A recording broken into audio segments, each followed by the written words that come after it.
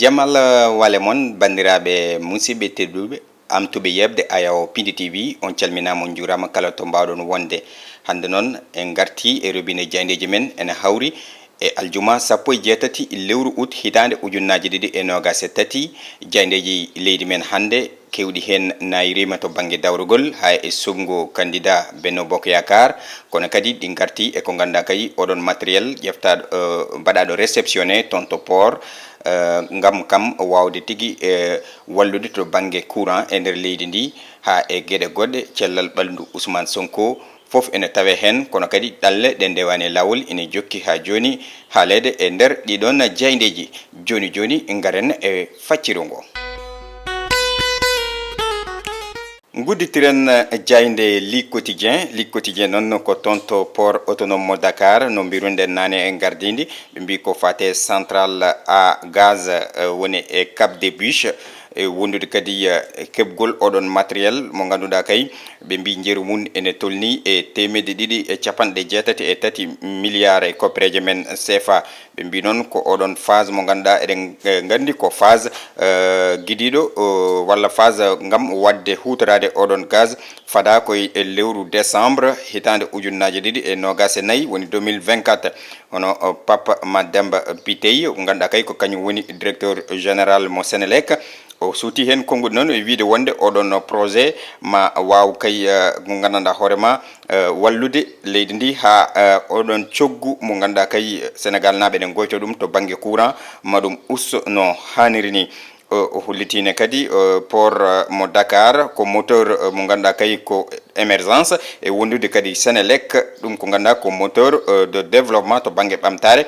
mbaɗi ɗo ko hunde nde ganduɗa kay ko mawde ngam jaɓɓade ɗe kaɓɓirɗe ganduɗa kay ma mbaw arde wallude no fewi kanko noon directeur général mo to port autonome mo Dakar hono Mountaga Sy kankone o suuti hen konngudi e hollirde wonde Sénélec hokkiɓe kay liggey mawɗo mo ganduɗa kay oɗon liggey maɓe mballu walla ɓe ɗofta tigui rigui Sénélec e golle mum e nawde oɗon bagage ha toɓe jiiɗi to kene wona 44 porte char ko ɗum ɗon de woni ko tawete e nder ndeɗon jaynde Ligue Quotidien. Jokken e jaynde Le Soleil no mbirunɗen ni ɗeɗo balɗe e ɓe goni tan koye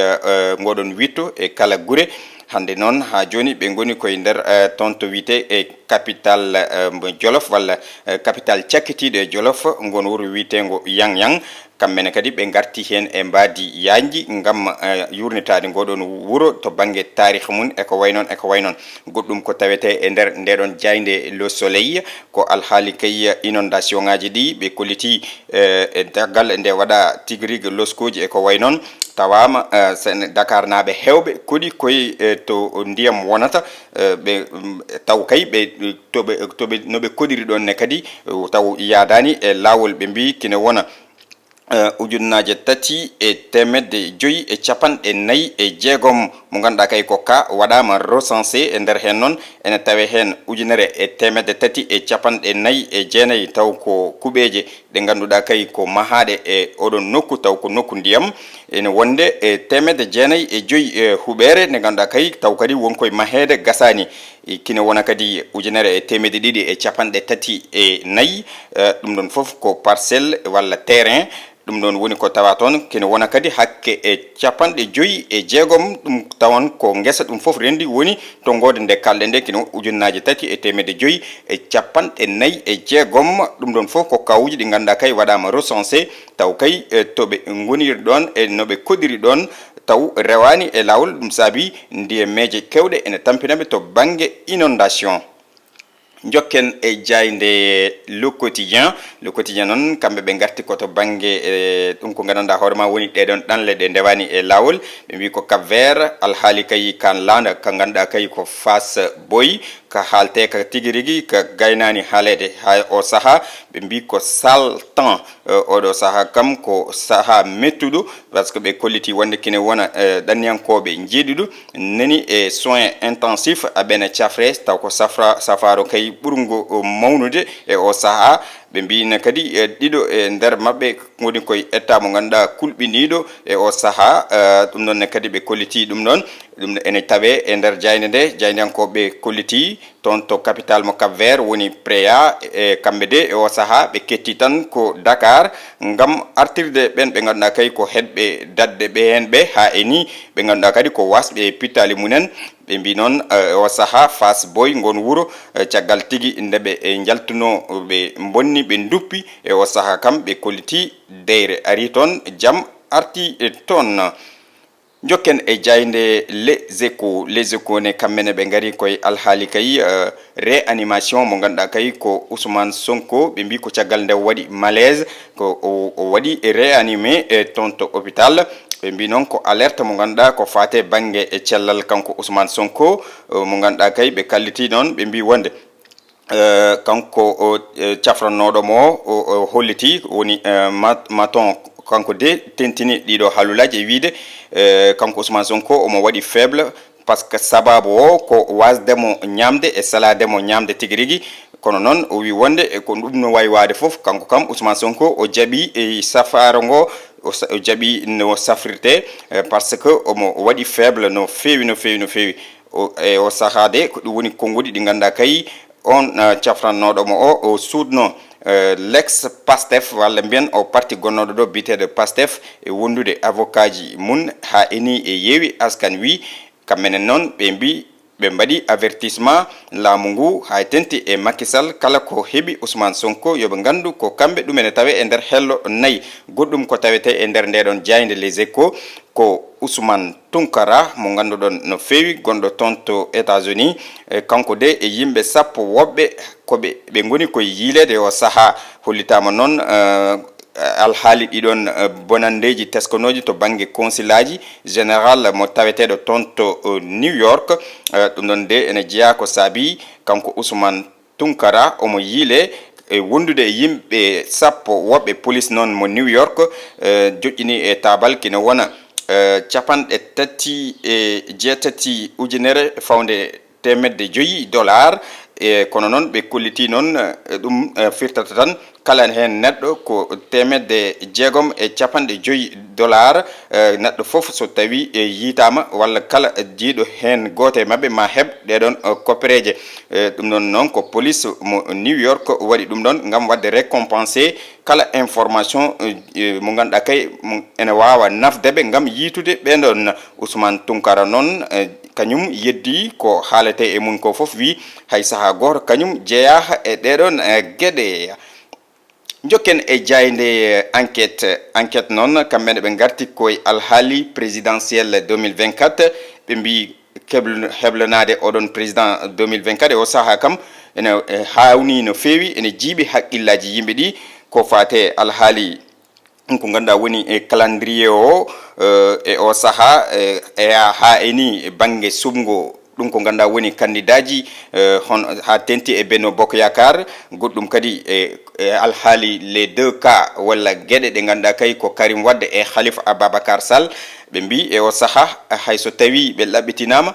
ɗum ko ganduɗa woni ɓen ɓe ganduɗa ko yeewi askan wi nana e recours aji gam wadde hunde foof ha ɗum wasa wonde kono kadi e parrainage heedani hen caggal ɓe mbi ko oɗon parrainage de ko risque mo ganduɗa e APR PDS tahaw ene wonde oɗon ex parti e mo Pastef ɗum ene tawe e nder ndeɗon jayde goɗɗum ko tawete hen omo ganduɗa woni mam Fama Koundoun mo binɗen kay ko cowinoɗo e lebbi jeenayyi kadi waɗa kidnappé o haali noon e yeeso ɓen ɓe ganduɗa ko o waɗan loskannoɓe ɓe o suuti hen konngudi kanko Mama Koundoul o wi wonde o meeɗani wonde ɗum ko ganduɗa woni e reedu ɗum ene tawe e nder ndeɗon jayde enquête jokken e jayde Vox Populi noon ɓe garti koye alhaali ha joni Ousmane Sonko caggal nde wanno malaise o nawama e réanimation ɗum ko gila hanki wonno nden noon ɓen ɓe ganduɗa biteɗo o Cheikh Bara Ndiaye ene wonde Hannibal Djim e Pape Abdoulaye Touré ɓenne foof de e o saaha kañumen ene e ɗeɗon caɗele ɗe ganduɗa kay ko banggue ni to cellal ɓalli mabɓe goɗɗum ko tawete hen omo ganduɗa wiyete ko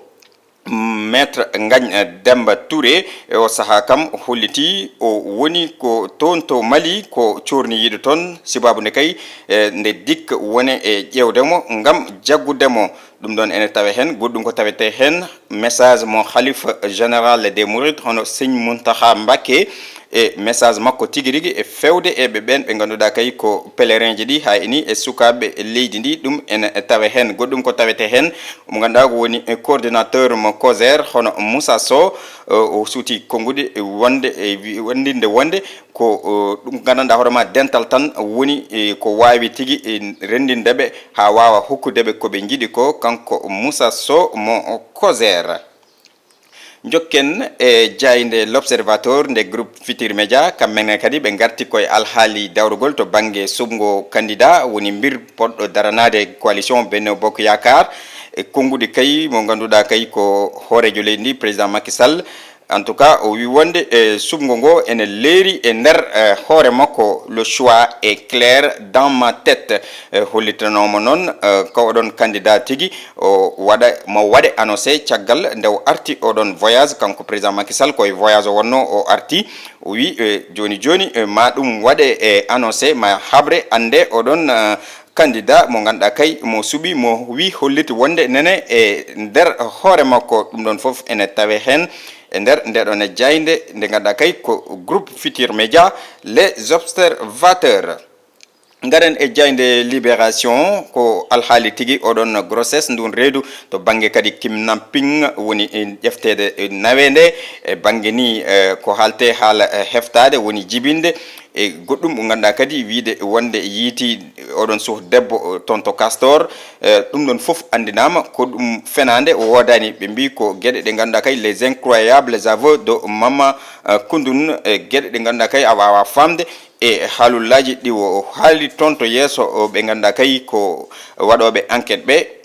ɗum ko ganduɗa kaalullaji kewɗi e hayni oɗon gynécologue mo ganduɗa kadi caggal nde ƴeewimo tawi tigui rigui résultat ji ɗi kanko de e hay saaha goto o meeɗani jibinde walla ni ko wiyata o jibini ko o jibinani ɗum ɗon ko jeu tan wonno wayno jeu de film ni ɗum ɗon woni ko tawete e nder ndeɗon jayde goɗɗum kene wona hakke lebbi jeenayyi e holliti ɗum ɗon foof de ko wadde tan plan kanko e wondiɓe makko e andinde ni e goɗɗo yo noddu joom galle makko andinamo ko cowiɗo eko way noon eko way noon on goɗɗo kadi biteɗo Oumou Diallo heɓama hen fawede junggo mo ganduɗa kay ko kañum tigui rigui holliti wonde yiitimo kanko Mama Koundoune taw kay koye nder jammago tigui rigui ɗum noon ne kadi onne fawama hen junggo goɗɗo pawaɗo junggo ko Mame Diarra Sène mo ganduɗa kay ene jeeya e oɗon complot bannoɗo tigui e jabnoɗo wadde interview e yesso siɗuji he walla e nder karalle kese ɗe e ɓaynude ni oɗon kabaru goɗɗone kadi jaggaɗo hen ko Amadou Wele on kam hekkono ko ujunnaje 4 e koppereje men tan CFA saabi kanko o tigui rigui kanko Amadou Wele o omo jeeya e oɗon complot ko kanko jouno oɗon rôle mo ganduɗa kay wonde e tigui rigui ndew noddata joom galle e suka debbo e habrude ɗum tigui rigui oɗon koko jagga waɗa kidnappé ɗum ɗon ene tawe e nder ndeɗon jayde ha ini e alhaali cellal ɓandu Ousmane Sonko en kaali to banggue réanimation ɗum ɗon foof ene tawe e nder ndeɗon jayde e libération. jokken e jayde las noon kamɓene ɓe garti koye alhaali sumgo oɗon candidat mo ganduɗa kay ko candidat Benno Bokk Yakar ɓe mbi ko Macky ene jokki ha joni haalditede e yewtidde e tigui rigui e ɓeɗon ɓe ganduɗa kay o holliti hanki o waɗi recevoir ɓen ɓe ganduɗa ko dignitaire e coalition Benno Bokk Yakar eno wonde ɓen ɓe ganduɗa kadi ko APR naɓe ɓen foof hanki o bismima ɗumen e wondude kadi président kanko Macky Sall o maw waɗa recevoir ɗum ko ganduɗa woni ko noddirteɓe pôle gauche woni banggue e nano e nder ɓeɗon tigui rigui coalition Benno Bokk Yakar ɗum ko hande wonata haya janggo tigui rigui ɗum ɗon ene jokki mo waɗ recevoir heddiɓe ɓe ɗum ko ganduɗa kay ɓen witeɓe e heddiɓe e nder entité o foof ma waɗ ɗumen recevoir goɗɗum ko tawten hen ko alhaali oɗon réception mo ganduɗa kay ko réception tribunal ji ɗiɗi tolniɗe e 120 mégawatt ɗum ko ganduɗa kay ko fate banggue charge e oɗon projet West Africa Energy ɗum ɗon de holliti ɗum DG o hono Pape Bidey o holliti kanko e o saaha kay Sénégal fayi koye ustugol kala ko fate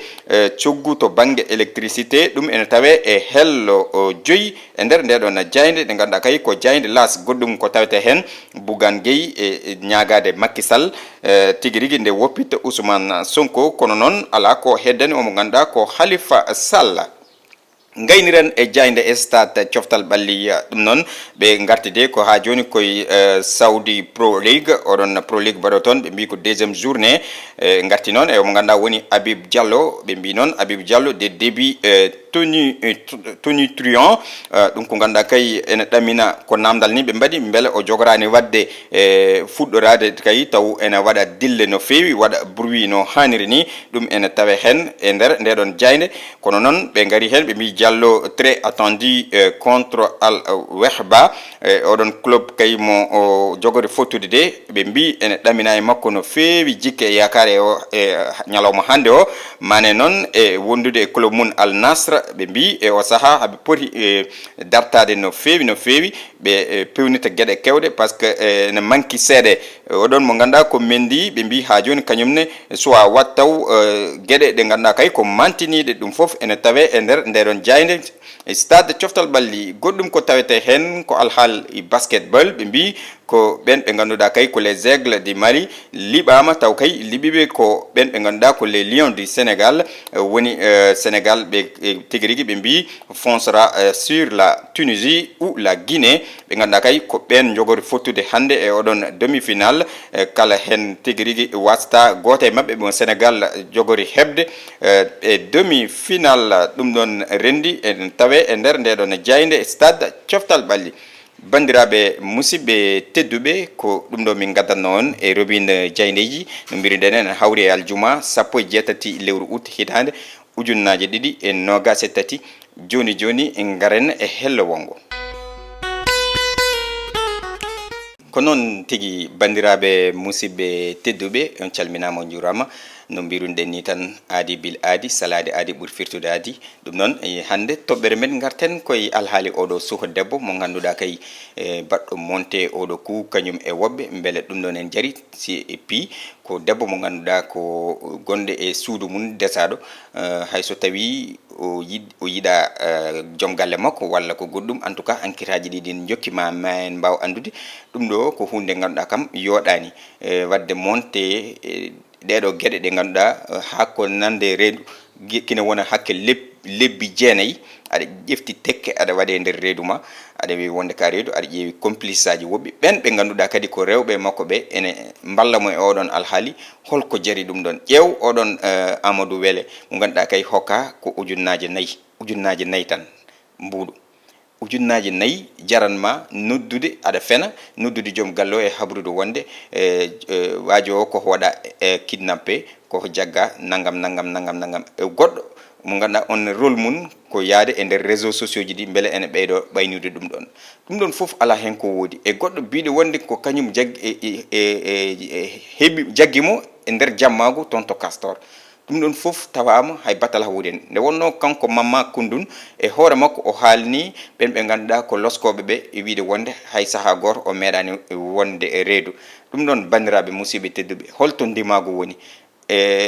hulɓinima hande e leydi Sénégal so tawi wiyama ɗeɗo gueɗe ene kewa ɗon ko hunde ganduɗa vraiment yimɓe ene poti yurnitade no fewi ko toɓɓere men ndeɗo hande en goppirten bandiraɓe ɓe eɗen mbiyaɓe aljuma moubarak goto e mabɓe foof kala toɓe mbawi wonde onon foof on calminama on jurama on jettama ɗum noon en beltinima toon to caméra to ko omo ganduɗa woni Djiby Dieng to montage to ko Ali Fall ga e micro ko musidɗo moon Adama Diop on jarama.